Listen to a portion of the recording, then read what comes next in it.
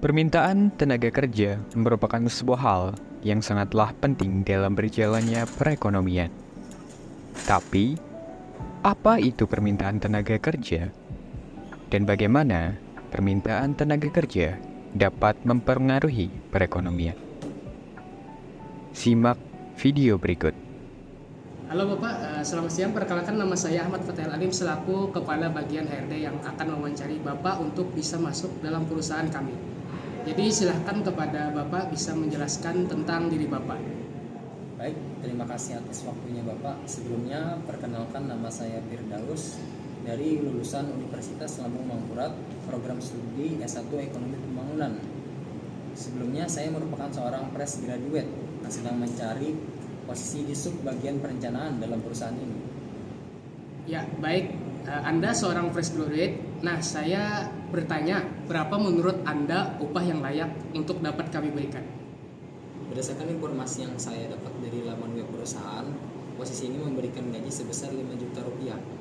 Jadi saya yakin dengan beberapa pertimbangan tersebut, informasi gaji saya tidak jauh dari apa yang telah disampaikan.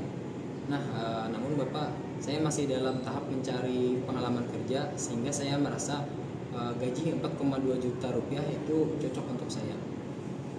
Sangat baik bahwa Anda mengetahui seberapa besar upah yang dapat kami sediakan untuk para pekerja pada posisi itu. Sebab dalam informasi yang ada merupakan sebuah bentuk bagaimana kami melakukan permintaan tenaga kerja.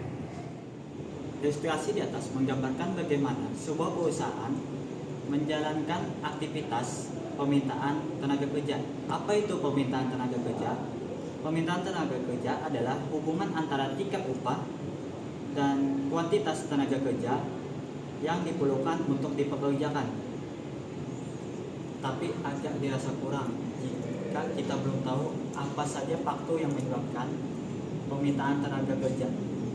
Maka dari itu, kita simak ilustrasi berikut ini. Baik, selamat pagi Bapak dan Ibu sekalian. Dalam rapat kali ini kita akan membahas mengenai hasil wawancara dari para pelamar, di mana saya lihat terjadi kelebihan pelamar dari kuota yang kita butuhkan, apalagi pada bagian isu perencanaan, di mana perusahaan kita hanya memerlukan 15 tahun saja. Maka dari itu, bagaimana menurut Bapak dan Ibu sekalian memiliki pertimbangan dapat kita bahas?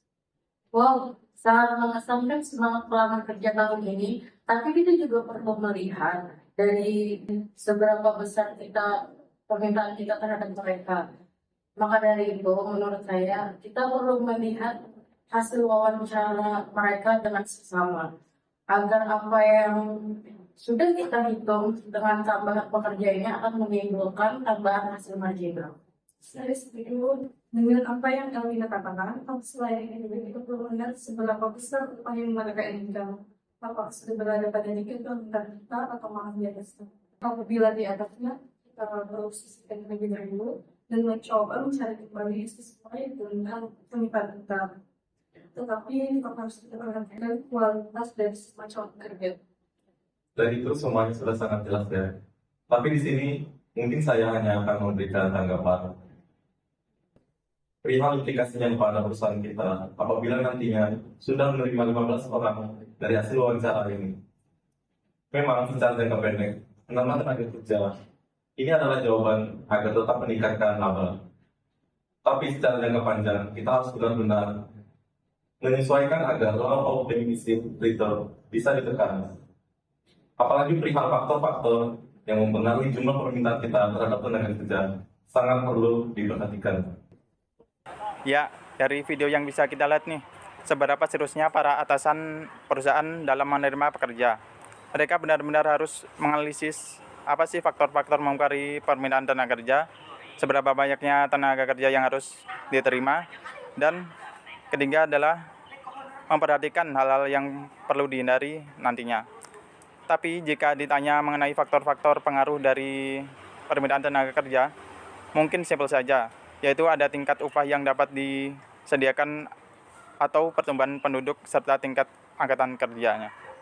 Ilustrasi video tadi memberikan kita informasi baru apabila kita terus menambah jumlah tenaga kerja, maka akan terjadi seperti pada the law of diminishing return. Jadi secara singkatnya, semakin kita menambah jumlah tenaga kerja, maka tingkat marginalnya akan semakin berkurang.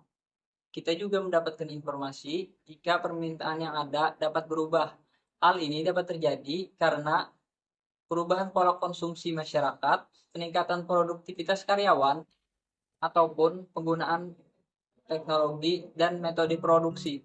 Oke, masuklah kepada part terakhir dalam video ini.